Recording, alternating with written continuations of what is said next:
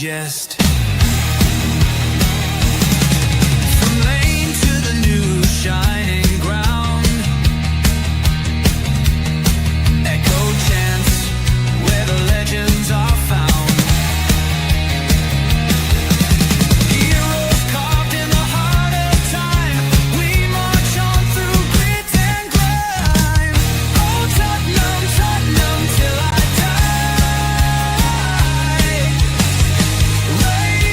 Raise the banner, let it fly.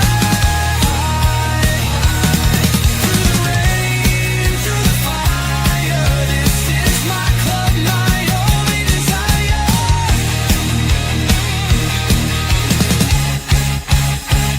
Oh Tottenham, Tottenham till I die. Raise the banner, let it fly. Through the rain, through the fire, this is my club, my only desire. Echoes of King and Greaves in the air. Every goal, the sound declares. Heartbeats pound like a drummer's song, marching forward, fierce and strong. We're the ones who rise in the clash. Numbers running in a white shirt dash. History burns in the roaring crowd. Every game we scream it loud. I'm Tottenham, Tottenham till I die. Raise the banner, let it fly. Through the rain, through the fire, this is my club, my only desire.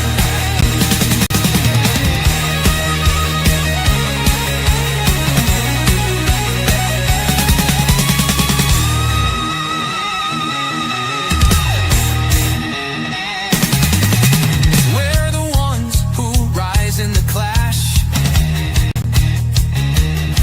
Numbers running in a white shirt dash. History burns in the roaring crowd. Every game we scream it loud. I'm Tottenham, Tottenham till I die. Raise the banner, let it fly. Through the rain, through the fire, this is my club, my only desire. Yes, good evening and welcome to THFC Till I Die, your home of Tottenham past, present and exciting future under Thomas Frank. And yes, me and James are so happy that we won yesterday. We've broken the curse. The curse is gone. We went up to Leeds and we give them Leeds something to think about. Now, to be fair, Leeds will not go down this season. I know Jason Stacey on JSY Football Talks saying the same thing. And I was in their channel last night very quick before we get into the chat, James, that a lot of people wanted the Leeds manager out, which I Yes, think is ridiculous because I think he's doing a really good job there, actually. To he be fair, is. I He don't think is. Leeds will go down. I think Leeds will finish mid-table, in my opinion. Yeah.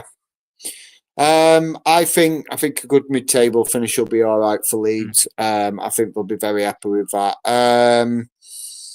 I'm sorry. I'm thinking Wolves will go down this year. They seem in a lot of problems at the moment. So yeah, I think Wolves is probably the one to watch of that been kicking around the Premiership for a while that might end up going down. Yeah, and also it's just who we are, mate. So I can't do it as well as Ange Postecoglou does, our resident man who comes on and joins us from shows. There will be another interview with Ange this week under his disappointing defeat. We are going to get that to you. But yeah, Forest lost today. Man City beat Brentford. I'm keeping a close eye on Brentford because of the manager being from Ireland, and really, I think he's the first Irish manager in the Premier League for a long while. So, if ever, actually. So I'm keeping a close eye on him. But Brentford are not doing too bad after Thomas Frank left. A lot of them said they struggled. They beat Manchester United last weekend. I know they narrowly lost to Man City this year.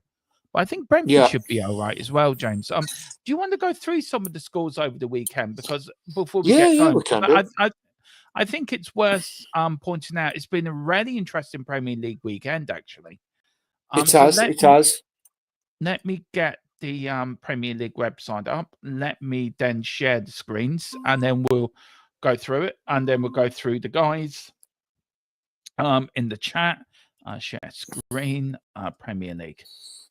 You're Right. doing that. I'll say hello to people in the chat. Yeah. So first of all, we have Colm. He was chatting at some point last night. But yeah, Leo Starman giving a thumbs up. Leo. Colm saying he's just seen the Leeds goal. I think it would be very unfair to put blame on Vic for that one. The shot deflects, making him have to try and readjust mid-dive, and the second touch is just unfortunate. Yeah, I agree. It could be classified unfortunate. Should be holding that first save for me. Also, who we have, Andy McFarlane. Big up, Andy. He says he wants to drop Vic. He also thinks we should break the bank and get Semenyo from Bournemouth. Be a good signing, but where does he fit into the Spurs team? Yeah, and Ivan Toney as well, James. Looking, Thomas Frank making connections with him. I wouldn't say no to that, to be fair. I wouldn't say no to Tony as sort of maybe a 6-month loan period. But I think there's better strikers, younger strikers out there. But the good thing is about Ivan Toney, he is English, so he does boost his homegrown quota. We have Wayne Bonner missing out his famous "Good evening, everyone." So he just says, "Evening, folks. I hope everyone's." I'm guessing he's meant to say okay and having a good Sunday. Yeah, we're good. Good, Wayne. We're good. We got 3 points yesterday. Of course, we're good. Gerard, I think he's commenting on Wolves will dog it out. And he also asks, will blowing bubbles go down? Yeah, of course they are. Of course they're blowing bubbles. I'm forever blowing and going down. That's what they're going to do. Look, this is some of the Premier League weekends, James. Of course, we're going to start with the half 12. We leave that to later because we have final score tomorrow night, guys, at 8. We're really going to go over the game and the stats and everything. Tonight's just a player rating show with a little bit of extra for you. But Arsenal did beat West Ham 2-0. Yes. For me, a very easy game for Arsenal yesterday. I thought West Ham was West Ham have been poor all season, to be fair, though, haven't they? Is 2-0 convincing? Did Arsenal take the foot off the gas? I think probably. They could have quite easily been a cricket score if they really, really wanted to kick on. But 2-0, very comfortable. I hate saying it because it's obviously there are North London rivals and our worst enemies. But yeah, definitely a solid result for them up the road. We also have Manchester United versus Sunderland. Manchester United picking up 3 points, Dermo. What do you think about that one? Look, of course they're going to beat Sunderland, but Sunderland been in good form recently. The new goalkeeper started yesterday, didn't he? He made his debut. He did. So good, a couple of good saves as well. Look, I think it's a routine win for United, but I think that might be the turning off the season for them. I honestly do. But I was saying the column today when I was speaking to him, United are at the point we were with Ange, where if you win, it stays off the dogs. When they lose, and everyone wants them out. Yeah, it's that sort of just rip the armband off, get it done one way or the other. But look, good win for United, and I thought Sunderland tried, but I think Sunderland will stay up. But it was a good win for United. What's your thoughts on it, bud? I mean, I agree. It's one of those. It eases a little bit of pressure on Ruben Amorim. I won't say it completely alleviates it. I just think it eases a little bit of the pressure, and I'm in agreement with what you were saying there. Manchester United win, the pressure comes off Amorim. Manchester United lose again, and it's everybody's got their axe ready to wield it. I don't think the Manchester board are going to wield the axe on him anytime soon.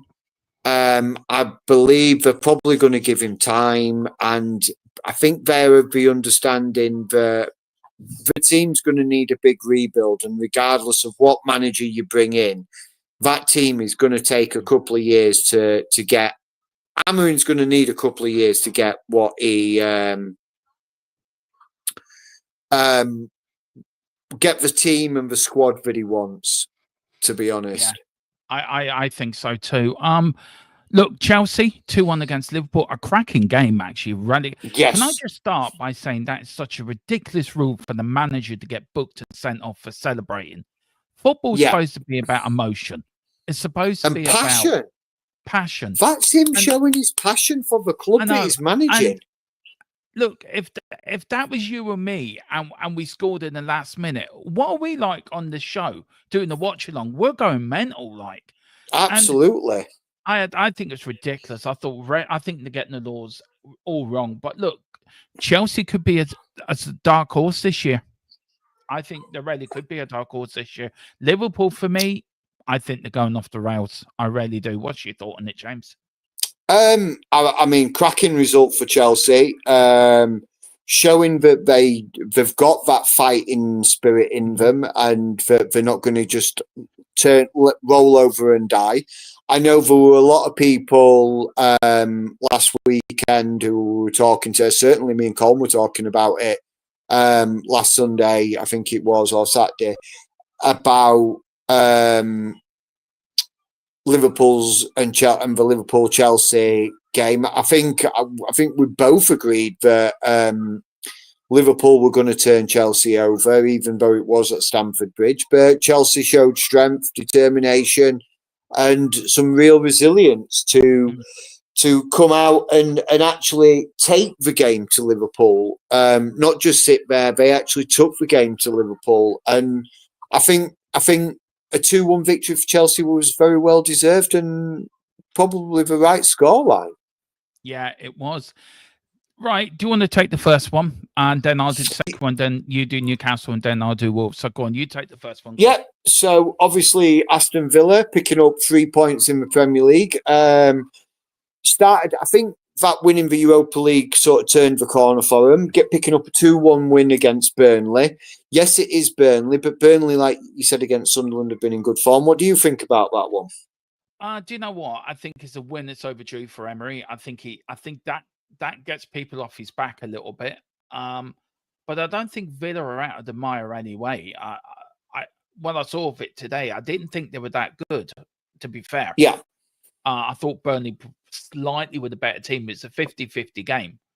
But for me, Villa needed that win, because the longer it went on, the longer the pressure would have been on Emery to get it right in the Premier League. And it is all about the Premier League. It's about, don't forget, they were in the Champions League last season. They want to get back in there, for the money.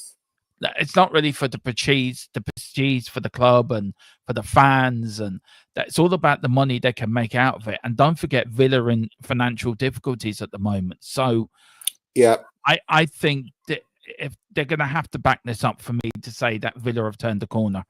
But I mean, it's back-to-back wins for them. It's back-to-back wins for them in Premier League. So, and so in effect, it's 3 wins on the bounce with Europa League victory. So, and have they turned the corner? But you look at. But you look at the quality of the teams that have played over the last 3. Yeah, I mean, taking away the Europa League, you look at the 2 Premier League teams that have played, and they haven't played any top. Wasn't anybody at the top that they were teams they should have been beating. So yes, it's back-to-back Premier League wins for Aston Villa. They may have turned a corner. This may give them the confidence, but we'll see. Only time will tell on that one. Well, and you saying about Villa win 3 in the spin. Liverpool have now lost 3 in the spin. 2 in the Premier League and 1 in the Champions League. So, do you know, the Premier League is a league, it's not very forgiving. Do you know? It's not. That's why it's the toughest league in the world. Liverpool's neighbours, Everton, beating Crystal Palace. Palace earning their first defeat after 19 undefeated games. Jack Grealish with the winner there. It's a game I didn't see, to be honest, but when I was putting this show together, I was covering it on on the Premier League website. And look, for me, great win for Everton. David Moyes is doing a fantastic job, and that new stadium, we're going up there in a couple of weekends' time.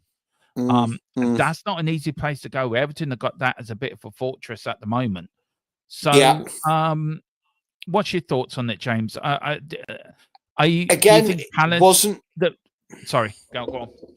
No, it's all right. It wasn't a game I saw myself. I didn't. It wasn't one that sort of jumped out at me that said, "Oh, that's going to be a barn burner of a game. I need to watch it." But yeah, definitely agree that Everton have turning the what's it called, Dockyard Stadium or something like that. It's Hills Dickinson Stadium. Right. Okay. Fair enough. And so they've actually got a name on it. Something we have. So yeah. But I think that with Daniel Levy trying to get too much money out of any potential person wanting to put their name on the stadium. But that's a different show altogether. Yeah. But yeah, Everton, David Moyes. Look, I've always rated David Moyes as a manager. Yeah. I've always think he is a good, solid manager. Wasn't given the time at Manchester United. West Ham was a little bit for him, but gone back to yeah, he did. But gone back to Everton and really sunk his teeth. And I think Everton is always where his heart has been. Yeah, I think so. To be fair. So I think he's really sort of kicking on with Everton, and I think they stand a chance. I mean, I say mid-table, the 8th, so not out of the realms of a possibility for a European spot push. But again, we're 7 games into the season. Let's see where we are after at Christmas. Do you know what I mean? And I think, I think they've had a good solid start. A good solid start to the Premier League campaign. I mean, 1-3, draw on 2, lost 2. It's not exactly a terrible record. When you think like Newcastle, who were quite high flying last season, Brighton and Aston Villa, who were high flying last season. All struggling for wins and form. And again, I think it shows the quality of the Premier League when any team can beat any team. Yeah. I mean, I love it though. Just very quickly, Jack Grealish dedicate his late winner to Evertonians. He said when he scored his winner against Palace, he ran towards where his mum and dad were in the stands, and he's dedicated his goal to all Evertonians. But I think moving to Everton's given them a new lease of life, to be fair. But for me, Crystal Palace, I think they're going to find out playing 2 games a week now. I think Palace could win the Conference League. I'm putting it out there now. I think that. Yeah, definitely. They are a very strong team for that league. Yeah, they are a very strong team for that league. More than welcome before we do get onto it. We are going to get to your chats and chat after we go through this Premier League sort of recap. So we know a few do put them in there. We have to say big up to Geordie. Big up. He says, how are the lads? And he says, big up, Geordie, because we are going to talk about the mighty Magpies, the mighty Black and White Army. To be fair, James, I know I'm not for Newcastle. Always. I think I've been up there loads of times for Spurs, plenty of nights out in Newcastle. Always enjoyed myself. The people up there are very welcoming, very kind, very nice people up in Newcastle. I think everyone at Newcastle just surrounds the football club. Stadium's in Newcastle itself, so everyone's around it. Have they put the nail in the final coffin to it's just who we are, mate? To Ange Postecoglou's not an I don't know what's happening there. You look at the Forest loss during the week, and they showed the owner. Is he thinking, "Oh fuck, I made a mistake here," or is he thinking, "No, he's going to give him time, and he's going to get it right"? I think it's probably a bit of 50-50, 6 to 1 and half a dozen the other, really. So he's probably wants to give him time, but he's also got to be concerned that when you look at Ange's record, 7, or not 1 in 7 with Nottingham Forest, and not won one of his league games, in fact, including his time with us. So, I mean, you've got to be to be fair. If I'm Marikanos, I'm probably thinking, well, we've got the international break now. Hopefully, when we're playing, because I mean, Nottingham Forest don't have an abundance of internationals who are called up. We've got some. I'm not saying we haven't got any. We've got some that have been called up, but the pretty much the core of that squad is going to be sticking around for and working hard on the training ground. So probably this international break has probably come at the right time for them, really. But again, Newcastle, solid performance by Newcastle. 2-0 winners. Really Nottingham Forest, who probably lower morale, obviously in poor form, and just piling that little bit more pressure on Forest. And like I say, good on Newcastle. I like what Eddie Howe's doing up there. I think Eddie Howe's a very good English manager. Yep. Maybe I'm from the outside. Big up to Rayman who's in the chat. Big up to Carl Simpson, Carl the Truth Simpson's in the chat as well. And also, yeah, so big up to you guys joining. Wayne is saying Ange is out of his depth in the Premiership. I'd be surprised if he'd last the season at Forest. I've seen. I think he'll still pick up by, and this time, well, what are we in now? We're beginning of October, so yeah, by the end of November, if results haven't picked up, I think he'll be gone. Yeah, I think so. And also, I think he will be, but that's just my opinion. I mean, our manager's useless, so we'll take anyone. Angie, if you're looking for a job, come and manage Ireland. We'll take you. We'll take your word shit. Can't get any worse. Last game caused improvement. It really would be an improvement. Because the manager we got at the moment is shit. And I've got to cover their games this week, so I'm really not looking forward to that. Last game of the Premier League weekend. I think it was the last game of the Premier League weekend. No, you've got one more after that one. Pardon me. Bless you. Bless you. We got Wolves, and then we got the Brentford game.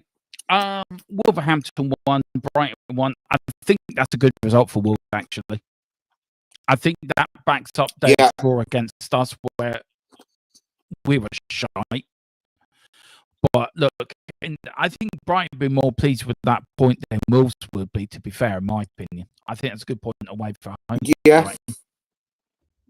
I think Brighton have surprised me this year a little bit. I honestly, our top sort of European, our top 4 and European predictions, I had Brighton up there. Yeah. I mean, they're not out of it yet. I mean, it's only 4 points behind Manchester City in 5th. So it's not out of the realms. We get a little run going. I think for just in a few more players, just need the team to gel a little bit. I think that's what it is with Brighton. I think they will be. I think they'll be happy with the result against Wolves, a 1-1 draw. But again, not seeing the game out, so sort of asks for questions, doesn't it? Really, of Wolves, and it does really. I want to say big up to Everton, big up to you, Rich. Great win for you today, and look, I hope you're doing well.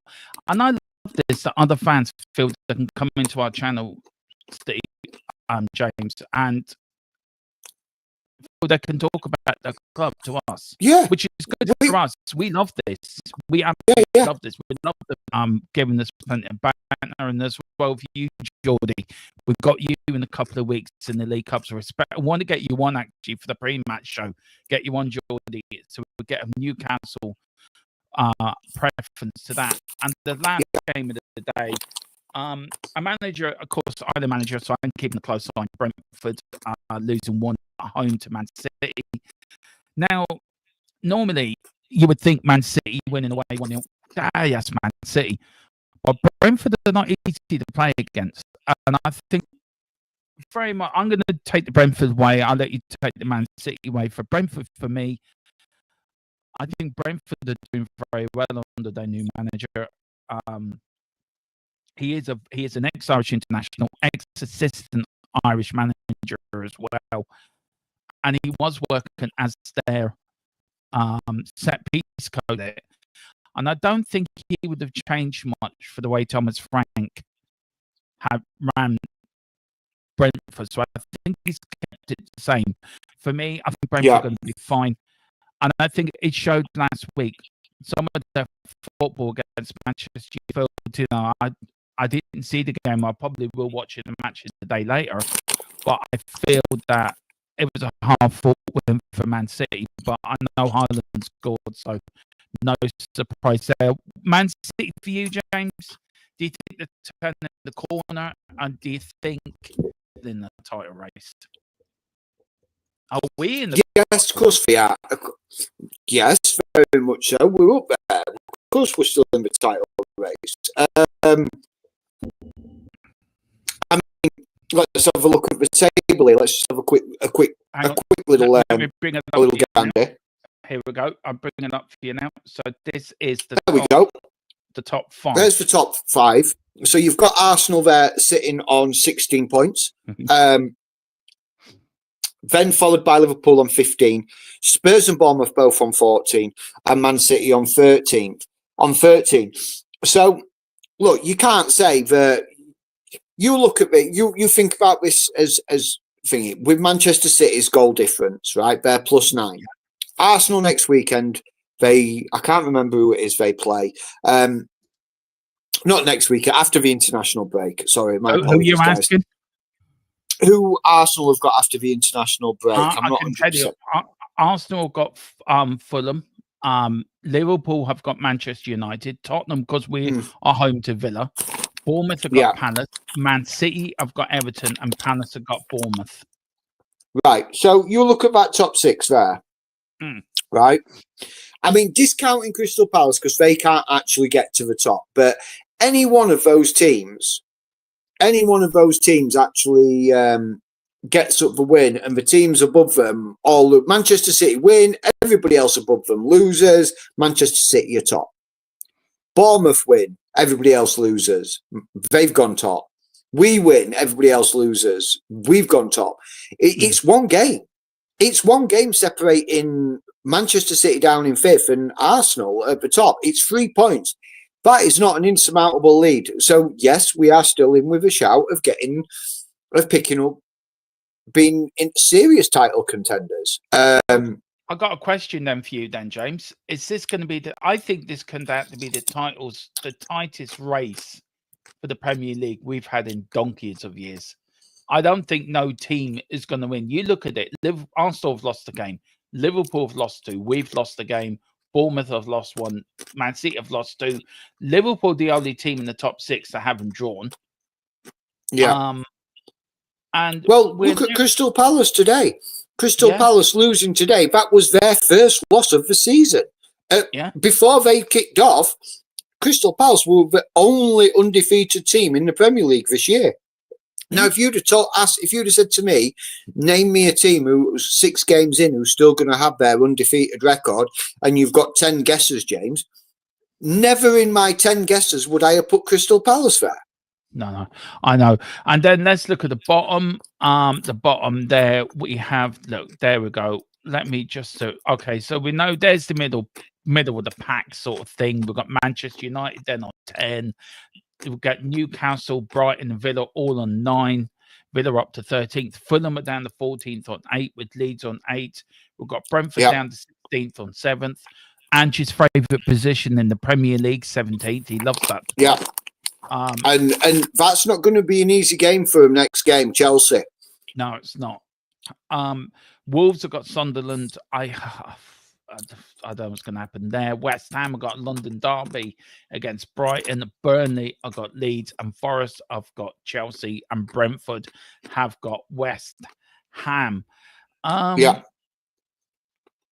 Look, we will look before the weekends. Me and James are going to start doing a new Premier League podcast, so we are going to go over all these games for the return of the Premier League. So we will get our match scores, predictions, and then on the Sunday we will, or Sunday or Monday, whenever James is free because of work commitments, we will go over them and we will see who was right or who's wrong. But there's something you lads can get involved with as well. But they don't want to talk about Premier League. They want to talk about Tottenham and yesterday, and this is a player rating show. So do you want to go with your player ratings first or mine? Yeah, I'll go with mine first because you've got yours in a nice little team and everybody thinking. Mine's just pretty much laid out. Here you go. Here it is. I will do yours properly next week as next game as well. I'll have them all done. Well, maybe I should have got them in a bit sooner. So forget. So here's my player ratings right here. So we have now. I give Vicario a 6. Now, a lot of people might say, "Oh, he deserved better than a 6 in the second half." Yeah, in the second half, he did deserve better than a 6, but he got a 6 because of his second half performance. Now, I give Vic a 4 at the end of the first half. That's where he was sitting on me. I think he quite a few times played us into trouble. Came out flapping for the free kick, which Joe Rodon nearly headed in. Thank God for the post being there, or the upright being there. And didn't look very assured and looked a little bit, I don't know, annoyed, frustrated. But he was getting frustrated at his defence, but he was playing his defence into trouble. Yeah. So do you agree with Wayne then? What Wayne's saying here to you, James, that the Leeds goal is one thing, but coming off his line, making a hash of it when Rodon hit the woodwork, he was wanting a better keeper. But Hasn't wanting? I think he's trying to say we need a better. No, I think he's saying has me wanting a better keeper between the sticks. Yeah. I would sometimes. I think, yeah. But who's out there goalkeeper-wise, really, that's going to be available without spending absolutely ludicrous money on a goalkeeper? I who tell are you you, signing? We tell you who we could have gone for was Kelly from Liverpool. We should have got him. He was a snip. I think De Gea could be bought quite cheaply as well, actually. I wouldn't say no to De Gea. He's a bit old now, though, Dermo. And what you're going to get, maybe 2 seasons out of him at most. Yeah. And he showed his fragility at Manchester United. And there's probably one goalkeeper out there, young French lad. I can't remember who he plays for at the moment. So if you bear with me 1 second, guys, I will find out who he plays for.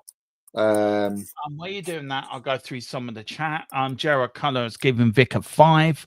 He says on second half, 5 on the first, -5 on the first half. Big up David Clark for Carrio's 4. His 22nd half save. Any Premier League we should have saved, and his passing out defense was shocking. David, I agree with you. I give him a slightly higher, just 1 point higher than James, but I got my reasons why. But I do agree. There's a conversation this week on the channel about Vicario. There is a show coming on. Does Vicario need to go? Do we need to replace Vicario? That is the story show that coming up this week.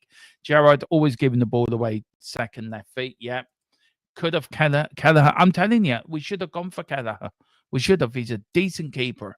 He's Premier League proven, and I think we could have let Kingsley go out on loan, get some experience playing in the first team, and then bring in Kelleher. For me, I think I would have done that, which is good for us because when he's played for us, for Ireland, he's been very good.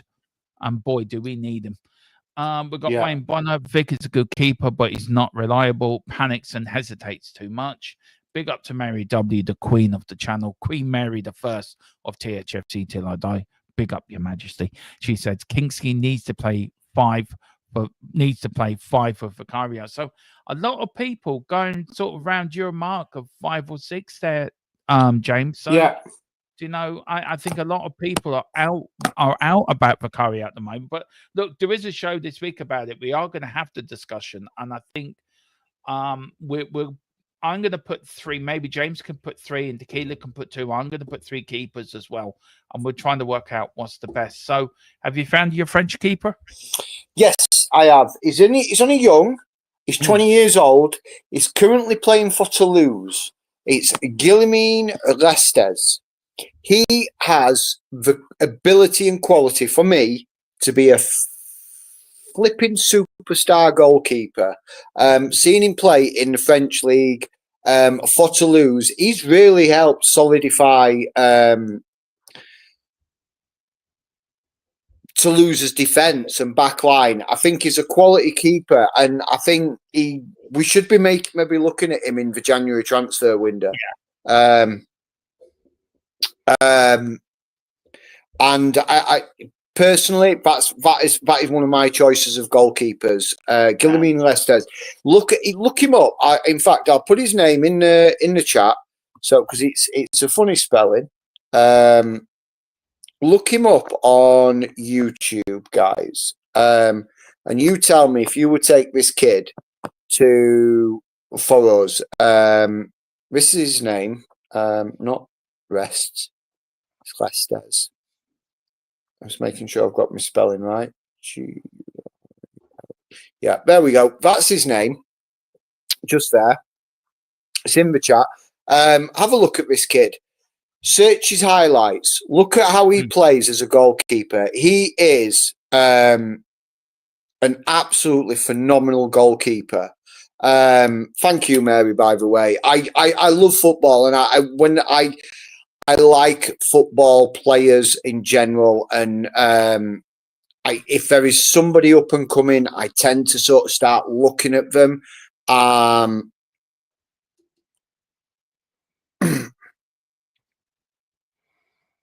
Yeah, I'm just looking at this one that's coming up. You wait till you see my rating on him. You can see it right there. We are Spurs TV, but yeah, have a look at Restes' highlights. Absolutely phenomenal goalkeeper at 20 years old. Easily, probably one of the best goalkeepers, up and coming goalkeepers in the world right now. Yeah. So, what did you give your back for from Porro to your doggy? Right, so across my back 4, so I gave Porro a 6. I just think he was wasteful in some of his crossing. I don't know what's up with Porro at the moment. He seems to have gone a little bit off the boil. He shows flashes of brilliance, and then he sort of, whether or not it's because he's not being given as much free rein to come forward, and he's been asked to do a lot of defensive work in Thomas Frank's system. I don't know. So, but Porro was a solid 6, a solid 6. A few mistakes, a few flashes of brilliance, but a solid 6. Romero, obviously, Mr. Captain, fantastic. Romero, a good quality 8 from Romero. I think he played brilliantly. With his centre-back partnership of Van der Ven, who I've given a 7. Quiet game for Van der Ven. I don't think he actually really sort of got out of third gear for him, really. And I think for Leeds defenders, sort of, were pushing more the ball out wide and oofing the ball into Calvert-Lewin to try and give the little nod downs and things like that. But Van der Ven and Romero were always there, sort of, to try and pick up and mop up the pieces. Udogie, again, very similar to Porro. Flashes of brilliance, really strong going forward and driving our attack forward. But when it comes to his defending side of things, sometimes a little bit susceptible from like switching off for me. So what about you? So I'll move on to my midfield then, Dermo, because we'll go through yours in a second. So I had Bentancur at a 7. Most people probably hate me for giving Bentancur a 7. I think he had a solid display again. I did. I think he was pretty solid. I don't think he really put a front. Would you have called him the silent assassin yesterday? He was very. Yeah. He did his work, but quietly. Yeah, he just went about his business. I gave Palhinha a 6 because I think he was a bit too quiet. He was very much like Bentancur, just quietly did his business. But there were times I think Palhinha sort of either drifted too far forward and were caught out of position, or was caught I saw him ball watching a few times and not tracking back. So that's why I deducted him by that 1 point. Now, Xavi Simons. Now, I'd almost give Simons an 8. Almost giving him an 8 because yesterday, Thomas Frank played him through the middle, played him in that number 10 role, and boy, what a difference did he make. Little flicks, little thing, really drove our attack in front, looking for the ball. Yes, he had a couple of wayward passes, but I'm not gonna berate a man for a couple of wayward passes in the 90-minute game. Everybody's gonna have an odd wayward pass. Yeah, that Rabona was horrendous. We are Spurs TV. It was. It was. But let's. You're gonna quietly knock that under. Are you quietly gonna put that under the table? Yeah. But I really liked him yesterday in that central attacking midfielder. I think he's starting to grow into his team now. But seeing him more centralised really shows what kind of player we've signed there. Oh no, you didn't kill me, did you? You didn't, did you? Connor was supposed to keep with me a alive. rubber chicken. Yeah, I died the first time we played. No, there's a story behind this. When we first played D&D, I died straight away when somebody chopped a moose's head at my head, and I died. So apparently I'm dead now by a chicken. He did say, Dermo missed D&D for this show, so I hope everyone gives him a super chat to Dermo. I'll big up to you, Ticket. I hope you're doing well, brother. And I'll speak to you later. Or if you want to pop in, you're more than welcome. I'm sorry, so where you're at, Simmons, kudos, kudos. Yeah, so kudos for me, my man of the match. Yeah. Really was. A 9 from kudos. Didn't really put a foot wrong for me. Mm-hmm. Really solid. Again, another solid performance from kudos. Watch the highlights of the game. It speaks for itself, really, for me. And my man Matisse Tell came good, and he bobbed in a goal. Well taken goal though as well. I think he did really well. I actually cringed a little bit when he sort of turned back into the Leeds players. I'm like, no. And then he just struck it well. And yes, it took a deflection, but it was a well taken goal, and he deserves that goal. And I think that will give him a little bit of confidence now. For me then, and Odebear out on the left, a 6. Didn't do anything spectacular, but didn't really make any major cock-ups either. Just just quietly went about on that left wing, gave us options, and was there. And then we've got the subs.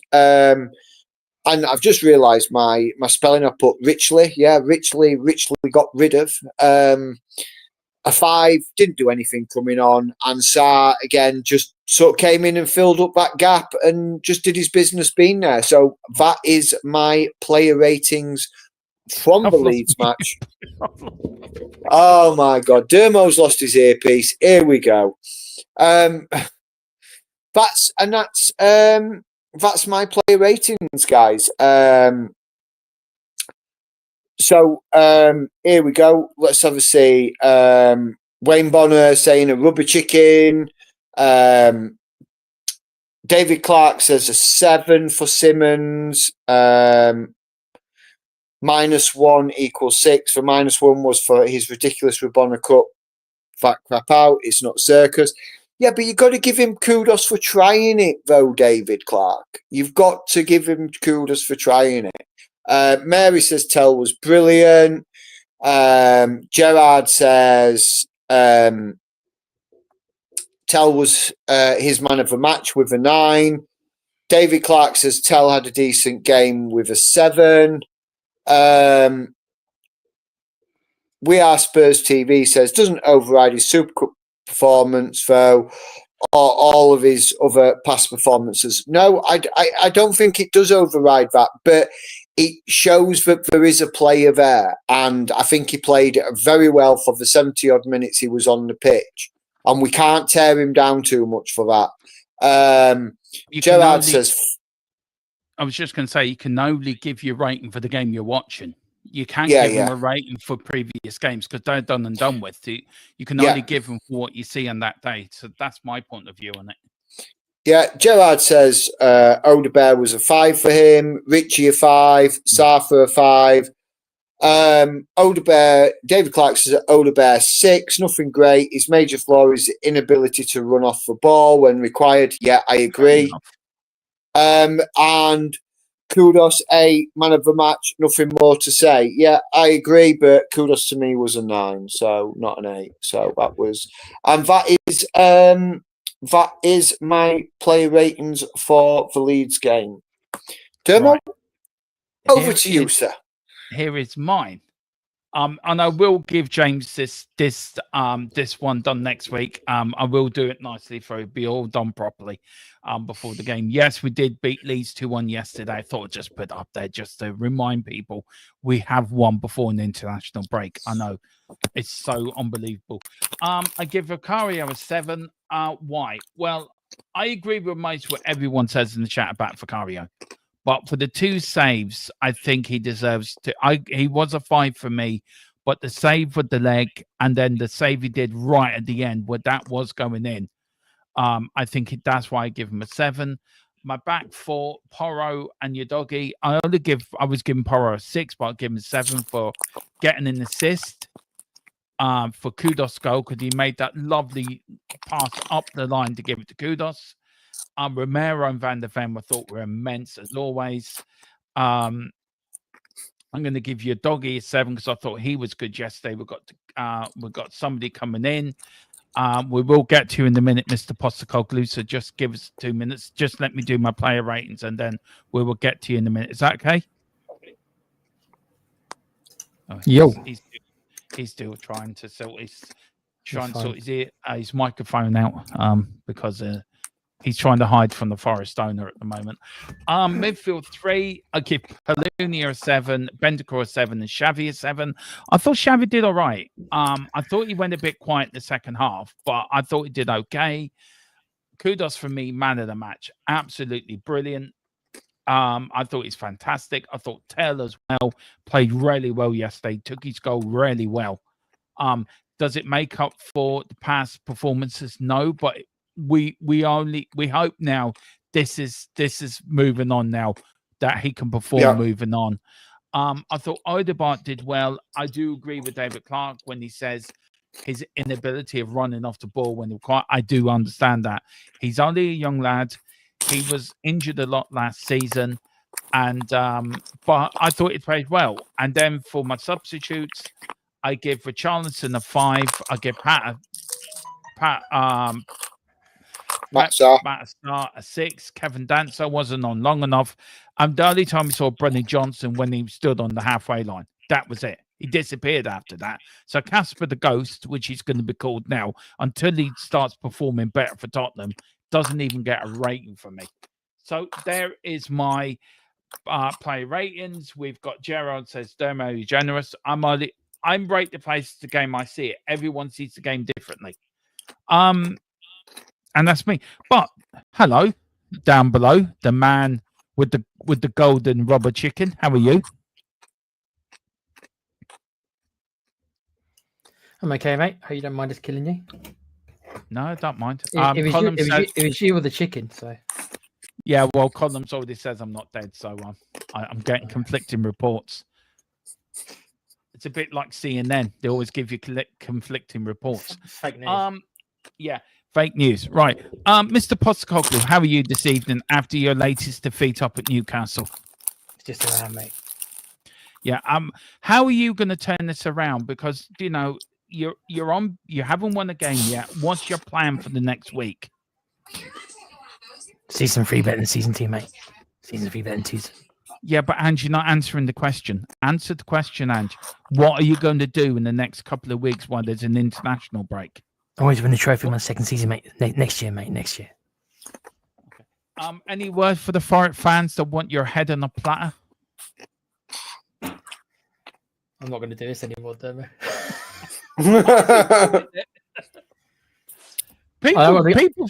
I don't want to get in trouble with the Forest fans because, as I said to someone earlier, I actually quite like some Forest fans. But yeah, people enjoyed it. What they did on Friday and asking for it again, Tequila. People did enjoy it. They thought it was funny. So, I don't think we're doing any harm with it. But if you want to stop, we'll stop. No, I don't mind doing it now and again. Yeah, Leeds. Were you impressed with yesterday's performance, or do you think it was? It was? Yeah, were you impressed? What impressed you most about yesterday's performance? I don't think I give it quite as high ratings as. Then again, I never do give them quite as high ratings as you do, Dermo. But I said to you earlier, a couple of days ago, that I think that we're better away than we are at home. Yeah, at home.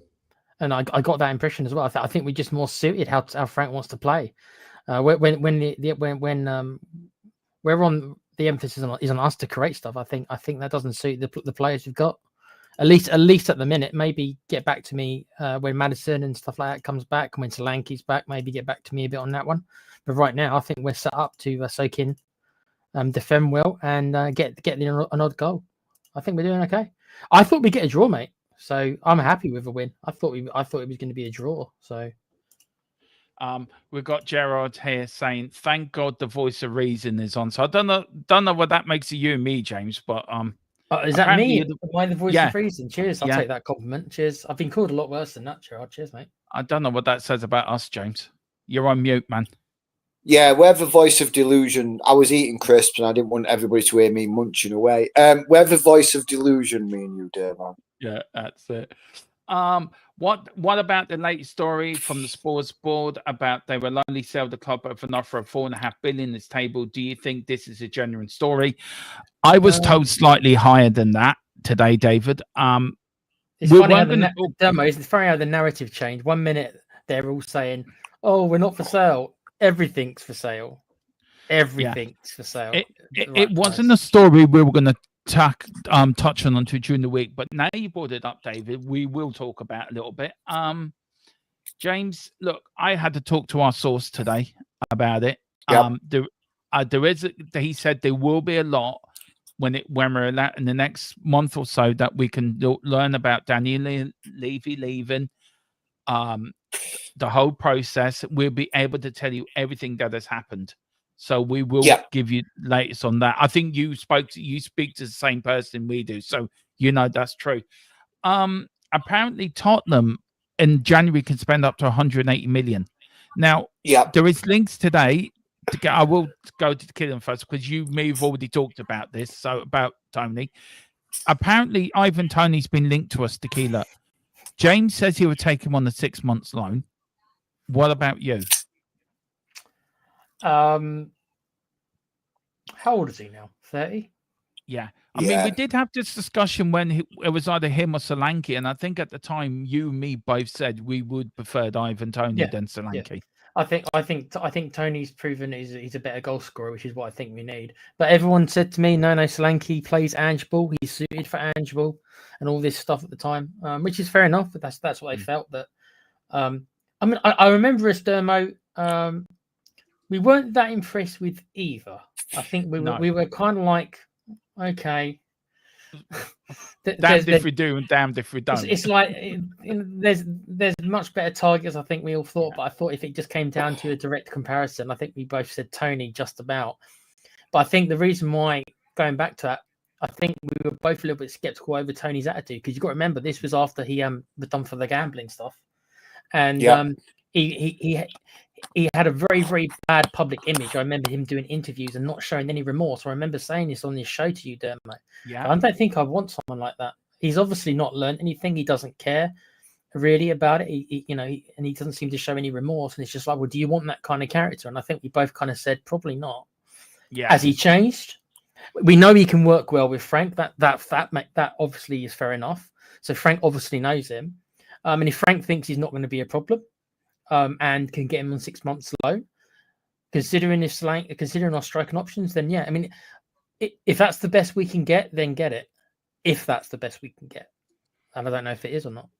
And then 180 million, James and Tequila. I mean, I'll start with you, James, on this. I got told we can spend up to 180 million in January without touching PSR.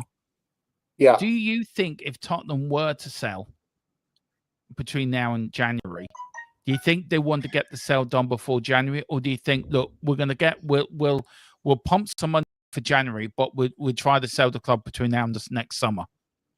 What's your sort of radar pointing at? My radar's pointing at probably before next summer. But do you think it's something that might happen? We could wake up tomorrow morning, like the Levy thing, comes out of nowhere. Tottenham have been sold. Do you think that's what's going to happen? No. I don't think it'll happen overnight.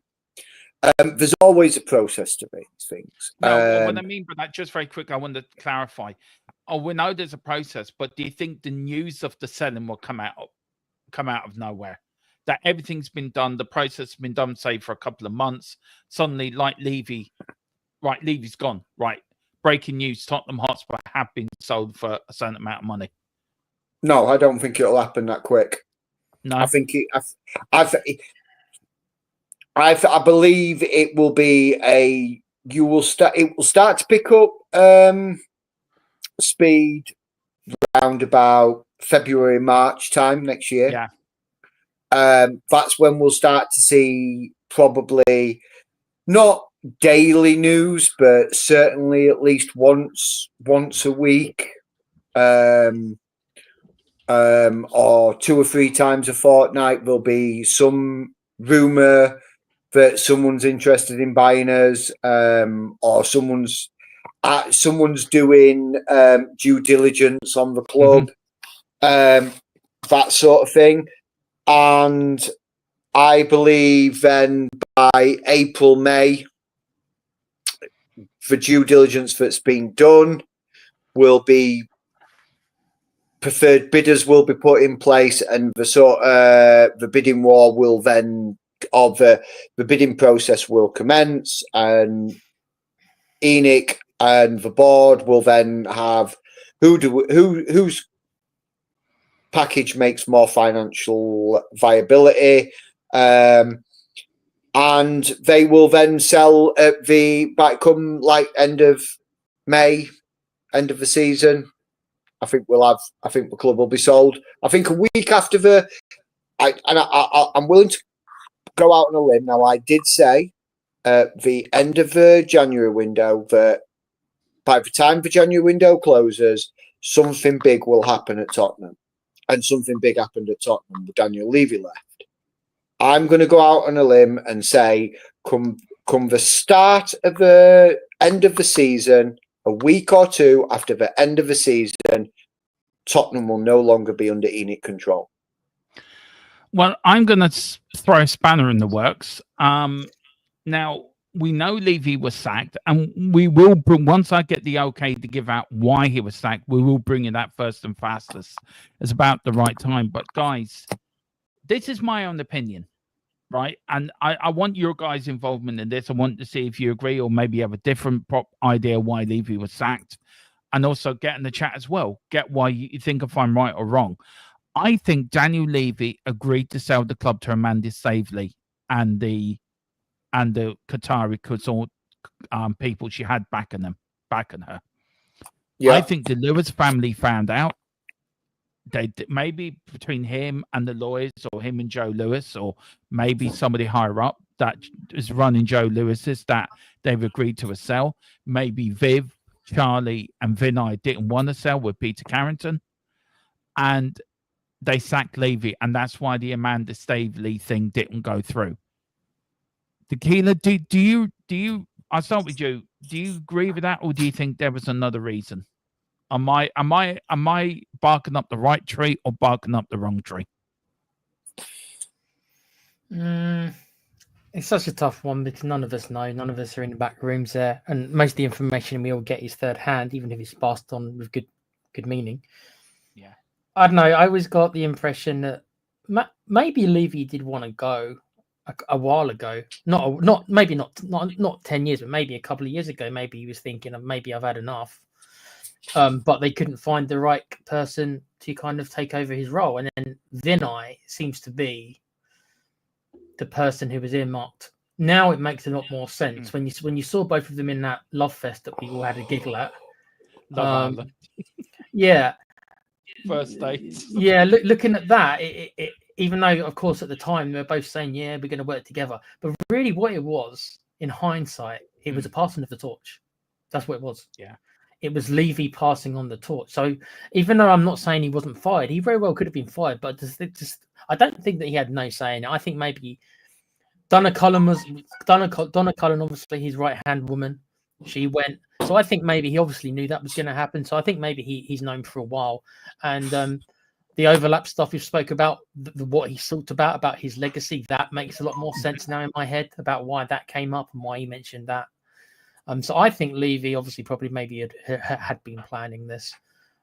Maybe he knew that his time was up. Now I can't give you the reasons where the directive came from. If it was his idea, if it was, it sounds like to me, Dermo, that it probably was Lewis's kids who probably more or less said to him, "Okay, you had a good, you had a good run. You had a good run. We're going to come in. You need to find a replacement. You need to find somebody." Who's going to more or less do your role? So they earmarked this Vinay guy. Levy probably recommended him. It sounded like they were at least friends before then. It sounded like Levy kind of chose him. Maybe how much is true for that, I don't know. But it looked like a passing of the torch to me, bro. Looking back on it now in hindsight, it was a passing of the torch. So I don't know. I can't tell you if he was fired or not. I don't know. Look, Dermo, if he was fired, why? Why now? You think it's because to do the sale, but he's been in charge 25 years. So you don't think there was anyone else who ever wanted to buy Spurs? There was probably plenty of people over the years. Well, we do know what I was told today, and I got it confirmed today, that bid from the American tech owner was true. That actually was true.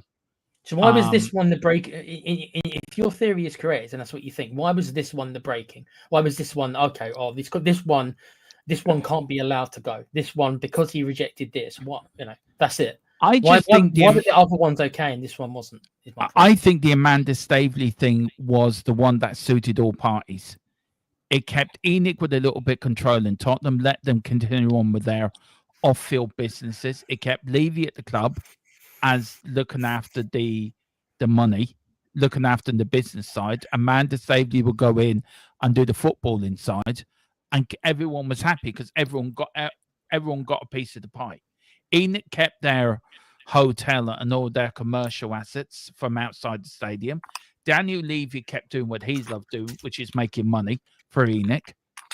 And Amanda Staveley was in there taking the football inside. And I think that was also the other reason why Ange Postecoglou was sacked 3 or 4 months before the end of the season. Now, I know you're shaking your head, James. Amali, this is only... I'm looking into this. I don't get the information you get. I only get so much. Right? I can tell you a little bit more about this. So I know a little bit more about this than, and I can. If I'm way off the mark, you're not way off the mark, but I think. Where am I off the mark then? So the Amanda Staveley bid. What has been explained to me about that bid is it was accepted. It was going to go through. But rather than Amanda Staveley taking over some of Enoch's shares, it was Amanda Staveley taking over Levy's shares. And Levy still being employed as an employer, not having shares, not being in the club, but just being employed as the chairman of Tottenham, basically. And it was of Amanda Staveley and the Enoch group that clashed, and the Enoch did not want Amanda Staveley coming into the club. So Enoch basically were forced to use their power of percentages, because they owned more percentages than Daniel Levy, to kill the deal. And because they knew that this was something Daniel Levy was actively trying to do, this forced their hand in sacking Daniel Levy. But they did it in a way that they basically allowed him to do the transfer window, prove to us that you've got Tottenham's best interest. And he didn't prove that he had Tottenham's best interests at heart. He proved he had more. David says the trust would never have sanctioned a deal with Staveley. Exactly. That's exactly what I'm saying. The Joe Lewis Trust did not want Staveley coming in because she would have had basically the same power that Daniel Levy had at the club. Near enough 30% of the club would have been under Staveley's control. And Enoch did not want that to happen, because then when you own 30%, well, it's not quite 30%, I'm rounding it up. But we'll call it 25% because that's close to the mark. When you own quarter of something, you can then start putting pressure on. Look, we're willing to invest money. So if we're going to invest money, but we only owe a quarter of it, you need to invest. We want to invest 300 million into the club. We'll put in a quarter of that, but you need to put in the other. And it's all money. At the end of the day, it's all money. And that is why the Staveley deal got killed, because and the reason why I believe that Daniel Levy was sacked, because he basically went behind the Joe Lewis Trust, Enoch's back, and basically was trying to sell the club or a portion of the club from underneath them. They didn't like it. They scuppered the deal. They said, absolutely no way, no how are you doing that. They then put an ultimatum on Daniel Levy of saying, prove you've got the best interest of the club at heart. 3/4 of the way through the transfer window, they're seeing no difference from, because we all said it, we all hoped for a better transfer window, and typical Spurs, we were doing the same stuff year after year after year. Me and you said it, Tequila. Me and you said it, Dermo. It's the same Spurs. We've got the same guy in charge of our transfers, and we all expect different, and we're not. We're not getting any different. And that, I think, was the straw that broke the camel's back. And okay, David, thanks very much for that. 29.4%. I actually thought it was a bit less. I thought it was 24.9. So my apologies. It was near a 30%. Burn him at the stake. Burn him at the stake. Yeah. Shoot me, hang me, Look, behead me.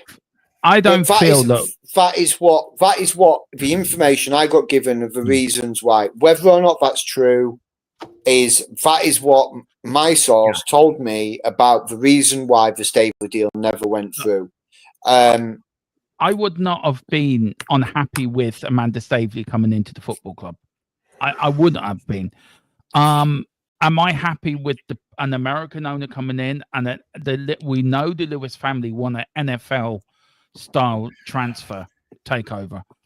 I'm not happy with that. I'm very unhappy. I'm very uneasy with it. Sort of an American type NFL thing. I think getting involved in the NFL, I think help finance the stadium. I think that's where the rest of the money came from, to finance the building of the new stadium. That links us into NFL for the next 10 years. I don't know about you guys, but I'm not happy with this. Look, what do you mean by an American NFL type takeover, Dermo? Because I just want to clarify what you mean by that.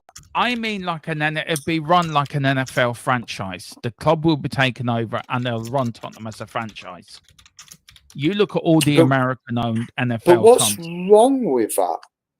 Because you look at some of the NFL teams, the big NFL teams, and every NFL team that go through ups and downs. There's no one NFL team that dominates year after year, like for 10, 20 years. There's no team that does that. And it's all to do with draft picks and everything like that. Football is so fundamentally different than the NFL. I don't know if Tequila would agree with me that I don't want us to change. Tottenham is our club. It's a football club built on standards, built on. Yeah, but Levy I don't want that. Enoch, you've said it yourself, Dermo, many a time on this show that Enoch doesn't care about history already. They've proven that they don't care about legacy or history. So as an American, somebody that owns a say, look, Dave's got to go. He says, got to go. My Washington Commanders are on Channel 5. Great show. Good night. Big up to. So use that as example. Dermo's concerned. That an NFL owner would. Yeah, exactly. This is the point I'm trying to get. Column's absolutely got what I'm trying to say. That they're not all like it, though. They're not all like it. I know they might have been like it for United's case, but we've talked about this before. There's other cases where Americans have come in and done well. So yeah, but I don't want American owner because I've seen. Look, you're right. You look at Todd Bowley at Chelsea. He's made them a laughing fucking stock. How many players have they? I don't think they're a laughing stock. They finished fourth. Well, I wouldn't consider them a laughing stock. They just beat Liverpool, and they're not laughing stock. Yeah, but you look at I don't like Chelsea anyway, so Chelsea alone. Well, that's different. Yeah, but that's because they're one of our London rivals. I don't mean it that way. Look, they spent $2 billion over the last couple of seasons on transfers. I wish we'd spent $2 billion. Yeah, but that's not. You can't run. It's not sustainable. Thank you. It's not. You got to. It's not. I agree with you, Demo. It's not sustainable. You can't spend $2 billion and expect then the money's going to come rolling in. But you give Chelsea another year, while all those players have had multiple years at the club, and you look at Chelsea's transfer business in the summer just gone, very little in the way of incomings, one or two. But the one or two that they've brought in are quality. What I think Todd Bowley did when he came in is he saw a squad that was aged for one. It was run on Abramovich's. When Roman Abramovich came in, right? Roman Abramovich threw nothing but hundreds and hundreds of millions at Chelsea. Yeah. And Chelsea went from being a mid-table team to a Premier League powerhouse in a season. Todd Bowley has tried to do the exact same model. He's come in, he's thrown a boatload of money at it.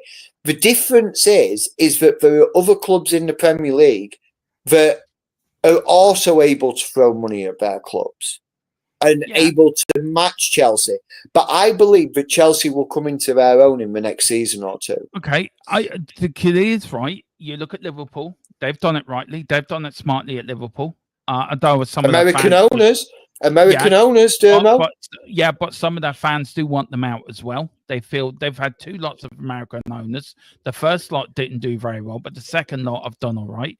And then you look at the worst case scenario, which is you probably look at Liverpool as the best case scenario. You look at Chelsea in the middle.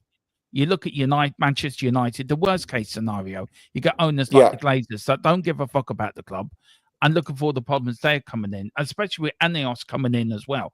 So, look, I get it. I get it when you say it doesn't matter.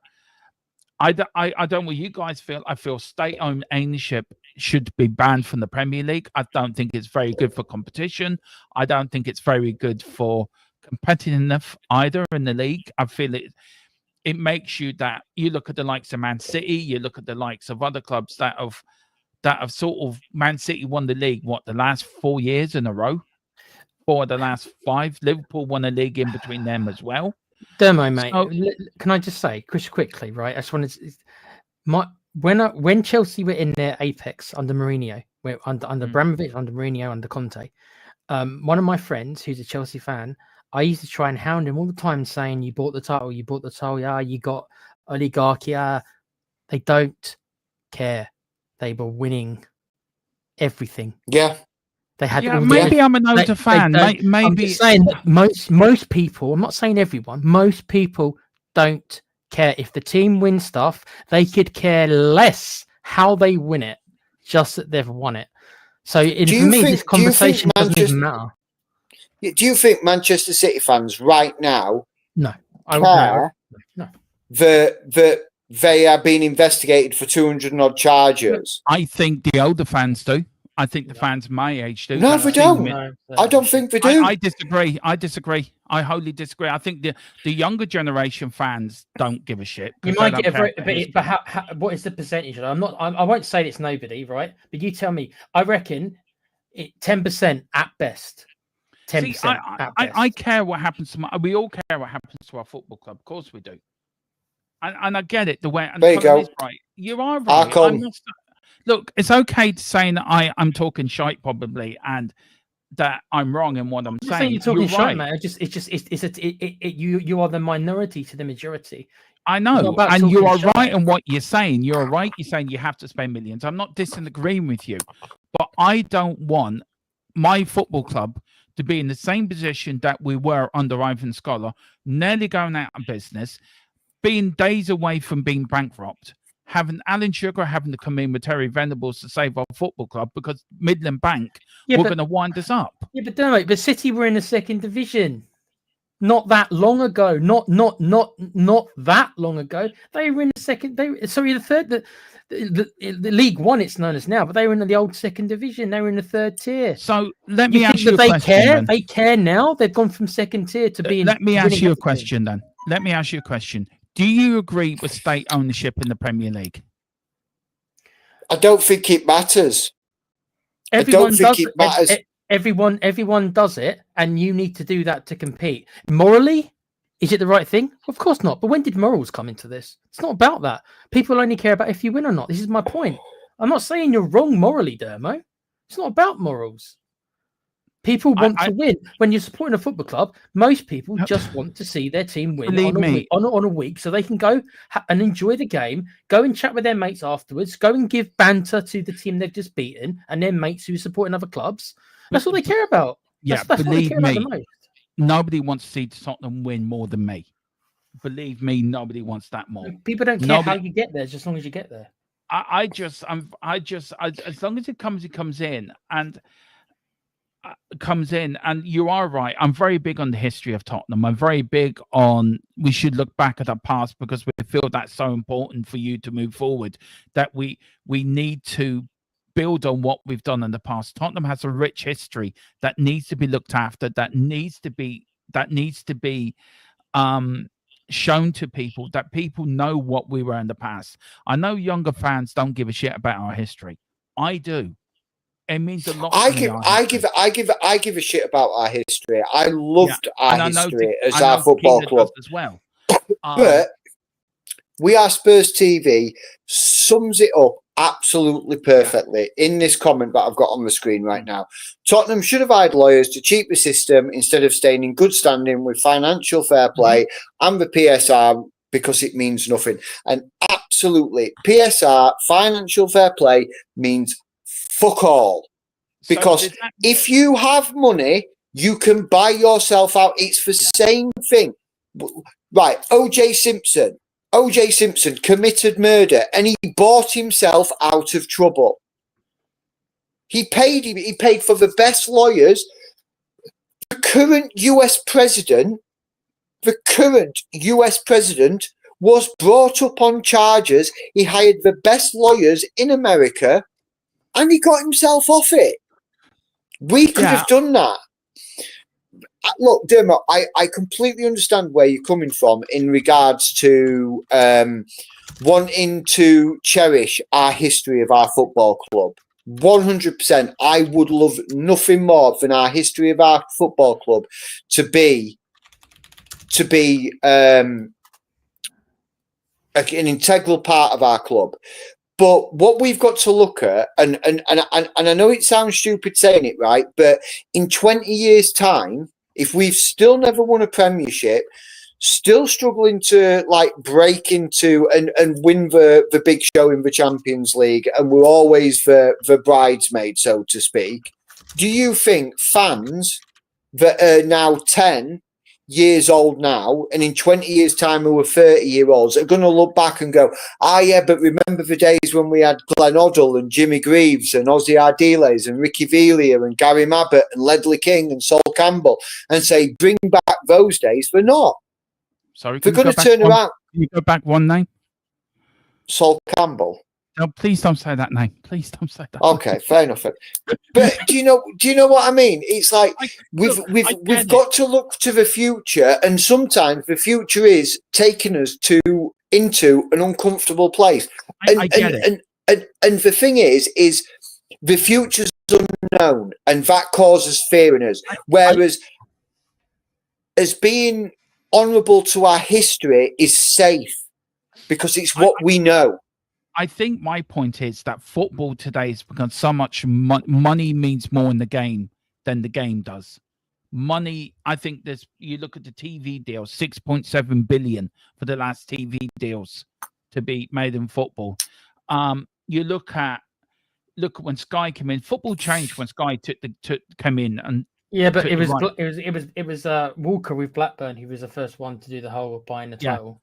I don't mind change. I'm happy for change, but it's the state ownership for me. That gets me. That state ownership should not be allowed in football. I don't mind third-party ownership, by the way, where you're owning 3 clubs, where you're part of a club syndicate, where you can send your players off to other clubs to play in their teams. I get it.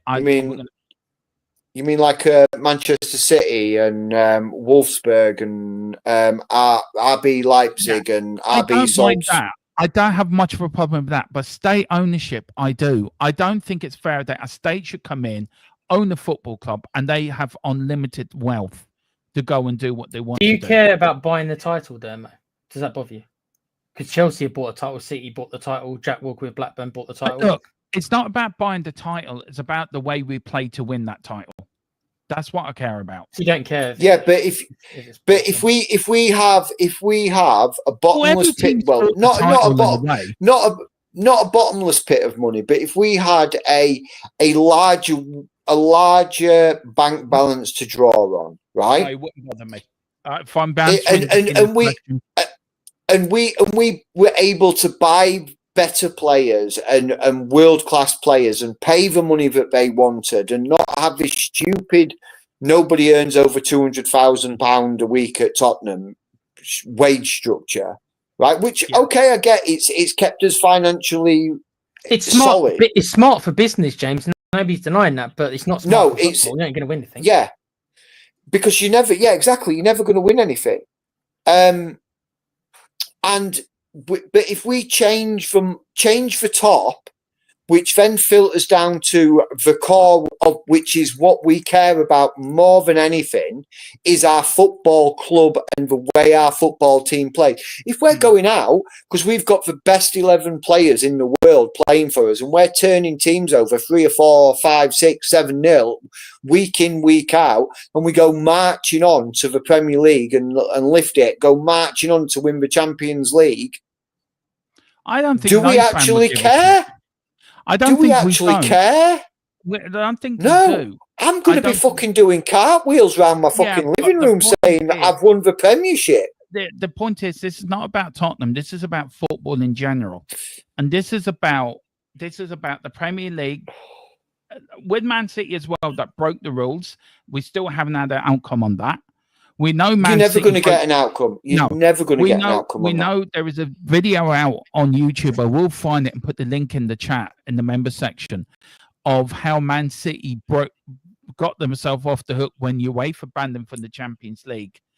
You look at the way Manchester United were taken over by the Glazers. And I have an awful lot of anger towards Daniel Levy and Enid. Of course I do. Of course I do. But yes, we are the most well financial club in the Premier League. That's come to probably a detriment to us winning stuff. Yes, we didn't win anything for 17 years. Yes, we won the Europa League last season. I think we should have won the Europa League. And it was a shit final, and we were the slightly better team of the other shit teams in that final, to be fair. But we won a trophy. We got into the Champions League. I want to see now is progress. I want to see now Enid Goulouz, if it's they're going to put money into the club, go out and buy the players we need. Put your money where your mouth is. Absolutely. I feel state ownership. I feel state ownership should not be allowed in the Premier League, and that can only be dealt out of the Premier League by Premier League owners and chairmen. They're never going to vote that because A, it brings money into the club. B, football's the most corrupt sport in the world. So how many brown envelopes are flying around all over the place? And C, they don't give shit about fans or history or whatever. All they care about is making fucking more money so they can live the life they want to live. They don't care about fans. They don't care about history. They don't care about the genuine football going person. How many clubs in the Premiership do you think care about that? I'm not saying no. I'm asking you, how many do you think do? I think maybe 2 or 3. You look at Manchester United. They care about their history. Look what they do. No, they don't. They don't care about their history. They do. Every year. I think Liverpool does. That's the only one. Yeah, Liverpool does. I would say that. Manchester United on the 6th of February every year do something for the Munich Air crash disaster. That happened back in 1958. Every year they do something. Liverpool, I give Liverpool their credit. They do. And I tell you one thing as well. Liverpool Football Club fought for them fans that died at Hillsborough to prove they did nothing wrong, to prove that the Yorkshire police were corrupt that day, that they opened up the gates and let it end, that 98 fans lost their lives due to police incompetency and corruption. And then they had years and years and years of being degraded by everyone else saying it was all their fans when it wasn't their fault. So please tell me football is not fucking corrupted, because it fucking is, and it needs to change. Yeah, but Dermo, it's not going to change. That's the thing. I completely understand where you're coming from. 100% agree with where you're coming from. And I completely agree, and I'm on your side in football needs to change. Is it going to change? No, and it won't. The only way it's going to change is it's going to go worse and worse and worse and worse. So eventually, this footballing bubble that we're in at the moment, where this money is, so it will burst, and there'll be clubs, and you mark my word, Championship clubs and League One clubs will be a far better off than every Premier League club that is standing right now. Yeah.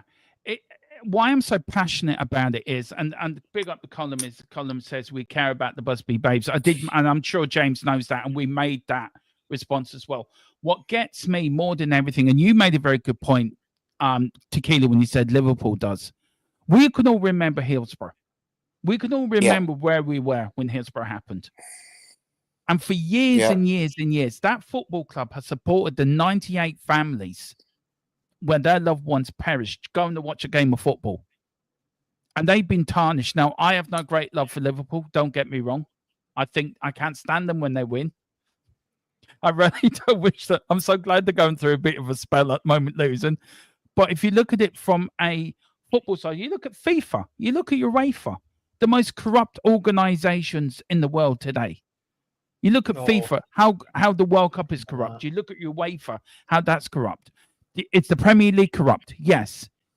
I tell you, we can remember back to the 80s that the Italian league, how much corruption was in that back in the day.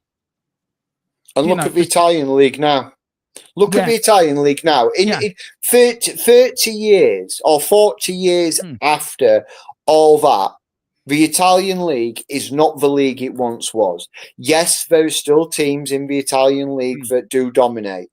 And that is purely based on what they charge their fans. Juventus in financial difficulties. AC Milan, not exactly financially sound. Inter Milan. Financially ruined right now and begging for Champions League money and a good run in Champions League. Fiorentina, another old big Italian club, being up and down from Serie B to Serie A and everything. Lazio, another one. Napoli. The list goes on in Italy. Torino, Roma, Calgary. The list goes on. Spain is exactly the same. But Spain, I mean, how Barcelona and Real Madrid are both still functioning football clubs is beyond me.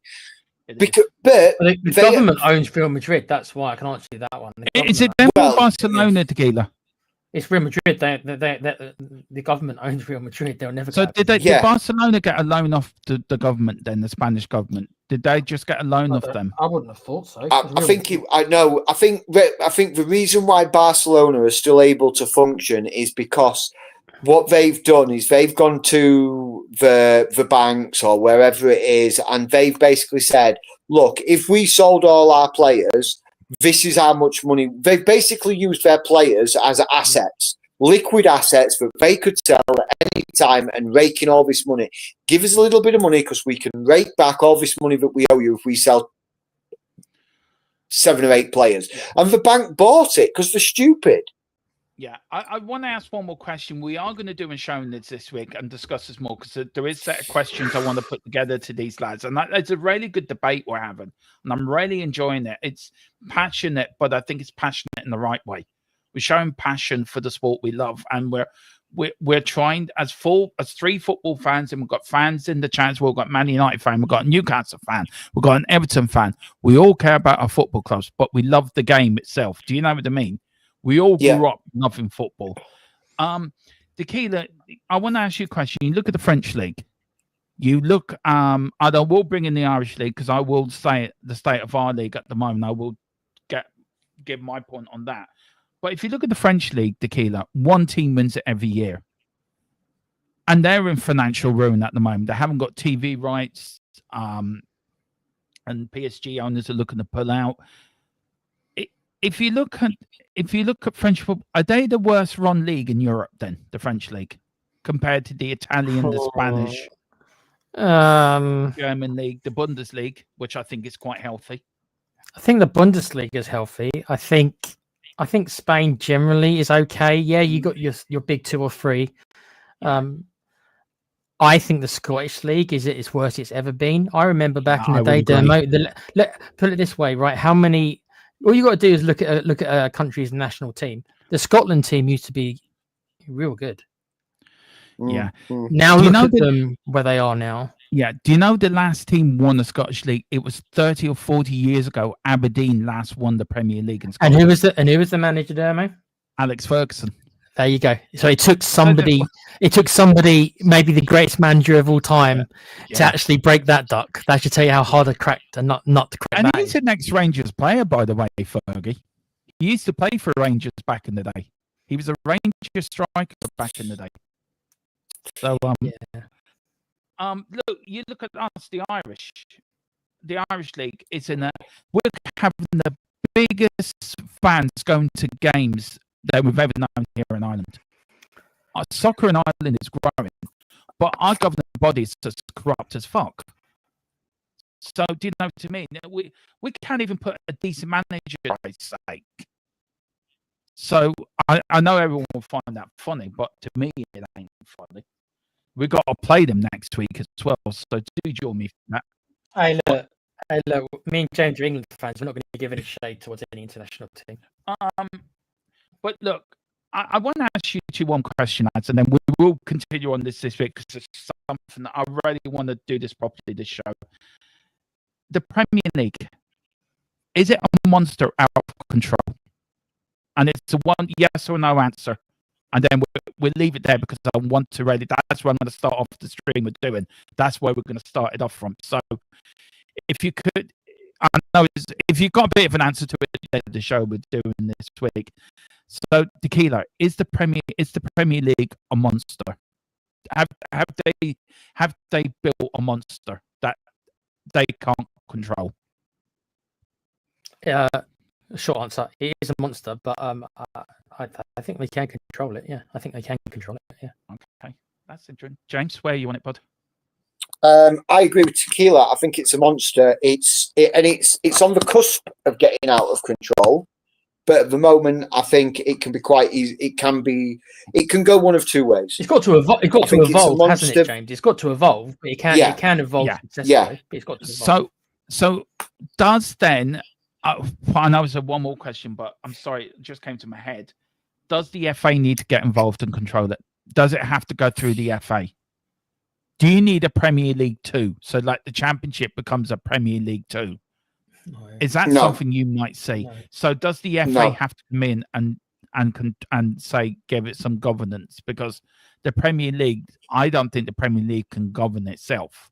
I think the FA have to get involved. As that time passed, probably. But even the Premier League are still arguing with the EFL about payments and payments down the pyramid. You got the government. Remember that you got the government getting involved now.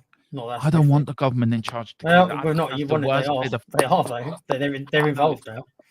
Yeah, this governance, football governance bill, I think it's the biggest disaster. But look, we're going to leave it there, guys. I enjoyed that. That's passion. We all love our football clubs, but we all love football as well. And with the international break, maybe that's something this week three of us can really do a show and get our teeth into, because there's going to be a lot of areas that we can go down. I'm very conscious that we've gone well over the time for James. So I do apologise. I'm good. Mrs. James, we're very sorry. Blame me. It's my fault. I got passionate and ranted. Sorry. I haven't had a rant in a long time. I actually feel better for that rant. Good. I'm glad you feel better. I haven't needed a football rant for a long while, and I just gave it both barrels. Look, if I upset anyone about using Hillsborough and saying about, look, I just remember when it happened, and it's one thing. Why would that upset someone, dude? It's history. You're allowed to talk about history, mate. Yeah. Jared O'Connor said, how is the British government putting into the Premier League? How much hidden money is changing hands with that pub? And also, how much is the owners of Newcastle paying the British government to take their oil and everything? Has that got something to do with it? Is that why? Do you know what I mean? There's loads of legal things we could go down. We probably get sued, but we won't go down them. But are you daring to question the integrity of the Labour Party in control of England, Damo? I couldn't give a shit. I'm Irish. I've got no problem with my own government. You can't question their integrity. You're going to get the channel put off the air if you dare do that. Oh, sorry. I do question their integrity. There you go. Yeah. I'm Irish. I'm not in backwards. I'm Irish. I'm not in backwards and coming forwards. You never beat the Irish. That's what I always say. But guys, we are going to. No, you can't beat the Irish because they'll just blow you up. I mean, that's low. That's low. Sorry, that was low. I shouldn't have said that. That's very, very, very. What? We'll get him off the screen for a while. behave yourself. There will be a disciplinary action after this Disclaimer that wasn't me who said it. Don't send and it emails wasn't to me either who said it, by the way. Yeah. Send your hate mail to THFC James. Follow me on X, THFC James, and hate on me all you want, and I'll back up every comment. Yeah. And apologize to this going out on X and Fifth Day podcast. Anyone offended by that, we do apologize. Very much so. On that bombshell, yeah, do you know who we'll end the show. Of tequila, and you think you know who I'm thinking about, aren't you? No. Do you remember a certain gentleman? I know who you're talking about, but yeah. Yeah. What James just we'll explain afterwards, James. It's quite funny. The boy. Good job in finding them. That's all I'm gonna say. On that bombshell, tequila. Where can people find you? I know they can find you in here, but where can people find you, sir, as well on the Play Pouch? The Play Pouch, yeah. There will be some streams coming again, guys. We've just been there's be a show on Tuesday night, I think, 7 o'clock. We're going to be talking about the latest stuff that Microsoft have pulled. They're upping the price of Game Pass, so anyone who uses Game Pass, they're raising How much is it now? They're going to raise it to about £25 a month. It's crazy. Are they going to give you anything extra for it? Not really. Yeah, the one thing I did see on it, tequila, Ubisoft. I think they're going to get games. Yeah, you get Ubisoft Plus included now, whereas you'd have to pay extra. And also, if you play Fortnite, you're laughing because you also get the Fortnite Crew Pass every month included in it as well. Well, then I'm sold. Then James, now you said that, yeah, I'm sold. That's it. It's all good. Yeah. So we'll be talking about that. I think Tuesday we're going to be doing a cast on that. So that's what's coming up this week. So look out for that, guys. You might have to invite me into that one, tequila, because I'm very passionate about that one because I am fuming. Yeah, we need to see who's going to be around, but it's at the planning phase. So I'll let you guys know early before it's at the planning phase. Yeah, do go over there, James. Where can people find you, sir? Yeah, obviously you can find me on here. I'm the ranty one that makes inappropriate comments, but you can also find me at THFC James on X. I post quite a lot on there. I always like to keep my transfer news updated on there. So if you want to come along, hit a follow, get the latest transfer news as I get it, by all means, follow me on there. Okay. Thank you very much for everyone watching. We are back tomorrow night at 8 with the final score where we're going to look back at the Leeds game. Adonis can join me. I may be doing it solo, may do it with James, may do it with Tequila. Whoever comes on with me, we are going to look back at the Leeds game in more depth. And really just look back at a great win. Tuesday, there'll be no show. Wednesday, there will be a show. I'm going to try to put this debate show either Wednesday or Thursday. Friday, we've got all the build-up, of course, to the Irish internationals, of course, over the next few days. England as well, because I'm sure James will want to do an England watch-along. So we will be doing that. Tuesday at 4, there will be a Fantasy Football League show for you members, going live to the members show. So we are doing that. See who's won, who's up, who's down, who's done well, who hasn't done well. Yeah, I haven't seen mine yet. And Tequila, join Tequila at the Play Pouch. Yeah, so guys, thank you all for watching. It's been a great show. Please like, please subscribe, like, share. Let's get up to 3K as fast as we can. Come on, you Spurs. And Thomas Frank, we trust. We never stop. And you never beat the Irish. Woohoo! Come on, you Spurs. Eyes on the prize.